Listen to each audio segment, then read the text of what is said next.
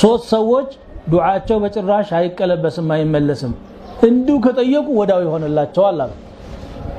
አንደኛው ማን ነው ጾመኛ ነው አሉ እስከሚያፈጥር ድረስ ጾመኛ የሆናችሁ ወንድሞች በያላችሁበት ይችን ምክሬን የምታዳምጡ እንግዜ እጃችሁን ወደ አላህ ዘርግታችሁ حاجاتችሁን ለምኑ በሩ ክፍት ነው ረህመቱ ተዘርግቷል ዱዓው አይመለስም الصائم حتى يفطر ودعوة الوالد على ولده ወላጅ በልጁ ላይ የሚያረጋው ዱዓም አይመለስም እንግዲህ ልጅ ወላጁን ማስደሰት ነው የታዘዘው ያንንም ቢብሎ ግን የወላጁን ቆሽት የሚያሳርርና የሚያናድድ ልጅ ካለ ዱዓ ካደረገበት ዱዓው እንደ ጥይት ነው ይመታል ይጎዳል ተጠንቀቁ ልጆች የወላጆቻችሁን እርግማን ዱዓቸውን ለማግኘት መጠናከር እንጂ ከርግማናቸው አላህ ይጠብቀን አላህ ይጠብቃቸው ودعوة الوالد على ولده حاله ሶስተኛው ዱዓው የማይመለሰው ሰው የተበደለ ሰው ነው ودعوة المظلوم የተበደለ ሰው አማኝም ይሁን አላማኝም ይሁን